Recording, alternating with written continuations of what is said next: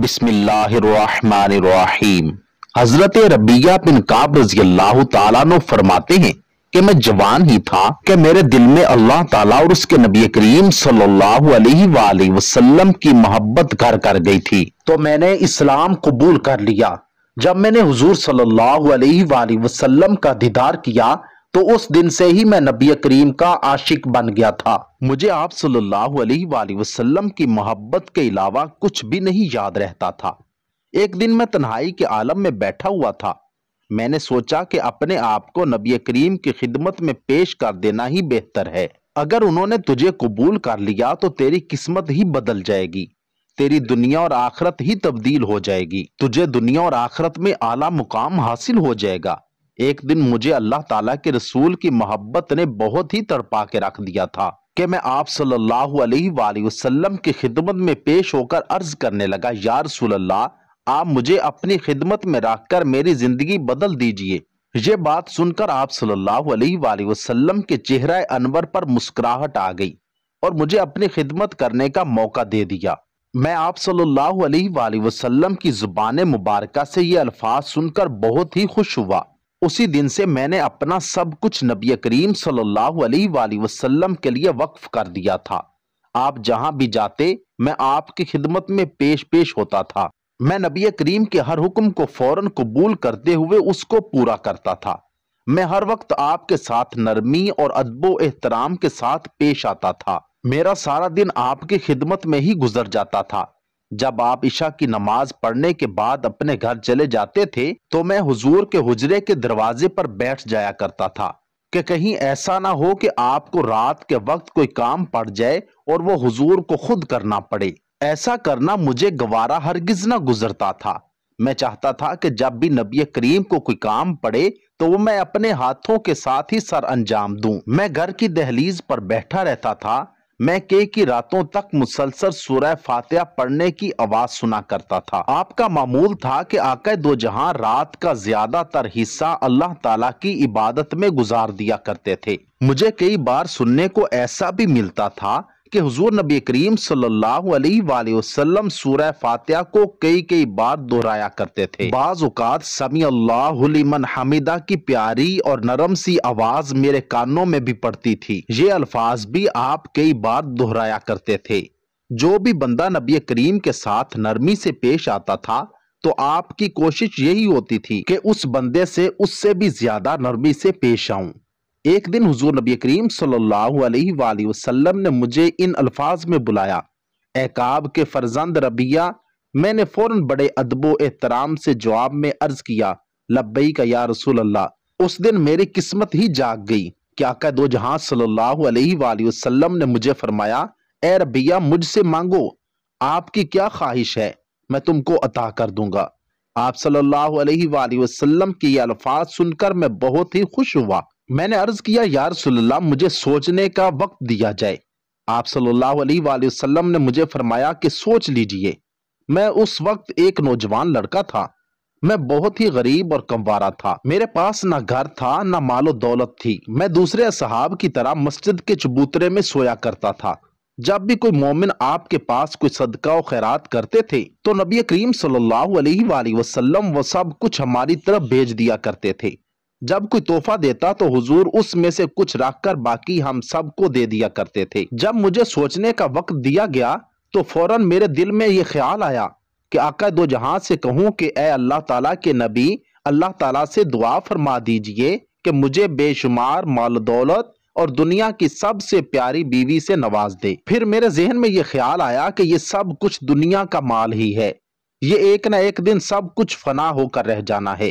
تیری قسمت میں جو رزق لکھ دیا گیا ہے وہ تجھے ضرور ملے گا۔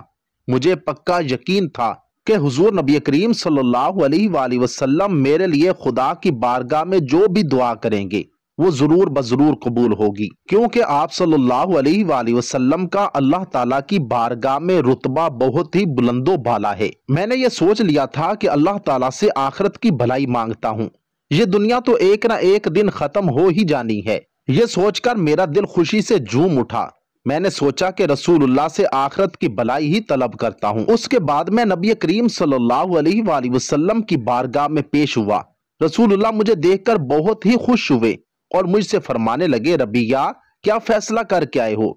मैंने बड़े अदबो एहतराम से अर्ज किया, या रसूलल्लाह मेरी ये ख्वाहिश है कि अल्लाह ताला मुझे जन्नत में आपका दोस्त बना दे। मेरी जुबान से ये अल्फाज सुनकर रसूल करीम सल्लल्लाहु अलैहि वसल्लम बहुत ही खुश हुए और फरमाने लगे, ए रबिया तुम्हारे दिल में ये ख्याल कैसे आया? मैंने अदबो एहतराम से अर्ज किया, या रसूलल्लाह जब आपने मुझसे फरमाया था कि मांगो, मुझसे क्या मांगना चाहते हो?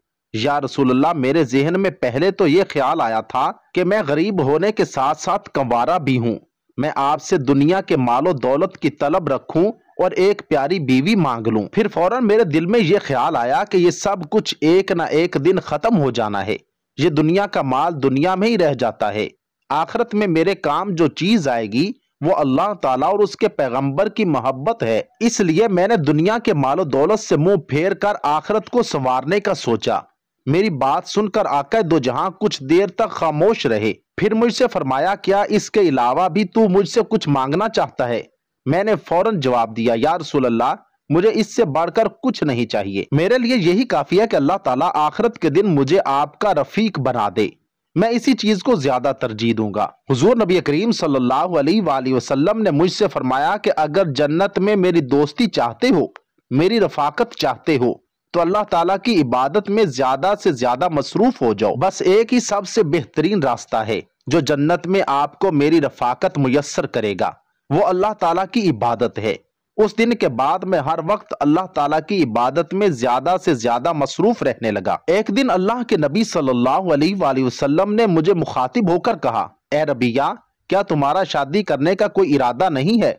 मैंने जवाब दिया, या रसूलल्लाह मैं नहीं चाहता कि दुनिया की कोई भी मोहब्बत मुझे आपकी मोहब्बत में रुकावट पैदा कर दे। इसके अलावा मैं गरीब भी हूँ, मुझसे बीवी के अखराजात किस तरह से पूरे होंगे?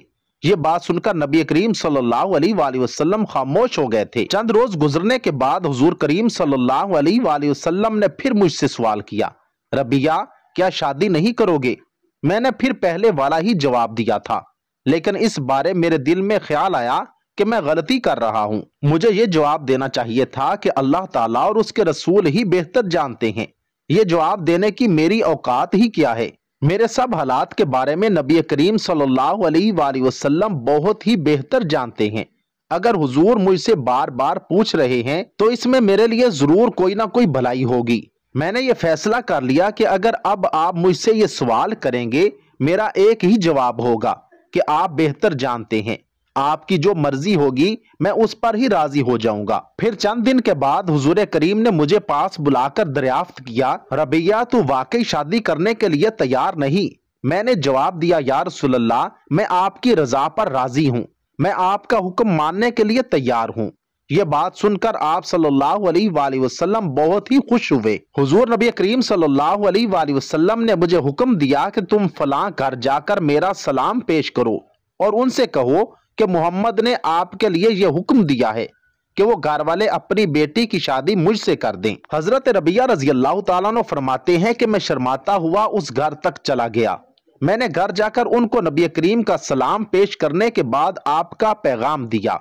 मैं लोगों की बातें सुनकर हैरान हो गया था। जब मैंने नबी करीम का पैगाम उनको दिया तो उन्होंने कहा कि हम नबी करीम के हर हुक्म की तामील करने के लिए तैयार हैं, हम आपको अपना दामाद बनाने के लिए तैयार हैं। उन्होंने अपनी बेटी का निकाह मेरे साथ पढ़ा दिया था। मैं तो क्या, मेरी किस्मत ही बदल गई थी, क्योंकि मैं तो एक गरीब इंसान था। मैं अपने ससुराल के घर से निकलकर आपकी खिदमत में पेश होकर अर्ज करने लगा, या रसूलल्लाह वो लोग तो बहुत अच्छे और हुस्ने अखलाक के मालिक हैं। मैंने आपका हुक्म दिया ही था तो उन्होंने आपके हुक्म की फौरन तामील करते हुए अपनी बेटी का निकाह मेरे साथ पढ़ा दिया। मेरी बात सुनते ही आप सल्लल्लाहु अलैहि वसल्लम ने मुस्कुराते हुए बनु असलम के सरदार बरीदा को हुक्म दिया कि रबिया को कुछ सोना दो। बरीदा ने उसी वक्त आपके हुक्म को मानते हुए रबिया को सोने की डली तोहफे में दे दी थी। उसके बाद हुजूर नबी करीम सल्लल्लाहु अलैहि वसल्लम ने मुझे फरमाया कि अपने ससुराल के घर जाओ और उनसे कहो कि नबी करीम का यह हुक्म है। मैंने वो थोड़ा सा सोना उनके हवाले कर दिया। उन्होंने मेरे इस हक महर को बड़ी खुशी से कबूल कर लिया था। मैं उन लोगों का रवैया और उसने सलूक से बहुत ही मुतासर हो रहा था। उन्होंने सोने की छोटी सी डली को देखकर कहा कि आप नबी करीम की तरफ से भेजे गए हो। ہم کو یہ بھی بہت ہے۔ پھر ربیہ کے ولیمے کے بارے میں باتیں ہونے لگی تو نبی کریم نے بریدہ کو حکم دیا کہ بریدہ ان کے ولیمے کا انتظام کیا جائے۔ نبی کریم کے حکم سے ان کو ایک مینڈا دیا گیا تھا۔ وہ مینڈے کا گوشت اور آٹا لے کر اپنے سسرال کی طرف رواں دواں ہو گئے۔ وہاں جا کر انہوں نے ان کو وہ گوشت اور آٹا دے دیا۔ انہوں نے روٹیاں اور گوشت تیار کر کے میرے ولیمے کا انتظام کیا۔ انہوں نے رسول کریم کو اپنے ولیمے میں تشریف لانے کا کہا۔ نبی کریم صلی اللہ علیہ وآلہ وسلم نے میرے ولیمے میں تشریف لا کر میری خوشی کو بڑھا دیا۔ پھر مجھے حضور کی طرف سے ایک مکان تحفے میں ملا جہاں میں اور میری بیوی رہنے لگی۔ یوں مجھے دنیا کے مال و دولت، بیوی بچوں کے ساتھ ساتھ آخرت میں اپنا ساتھ نصیب فرما دیا۔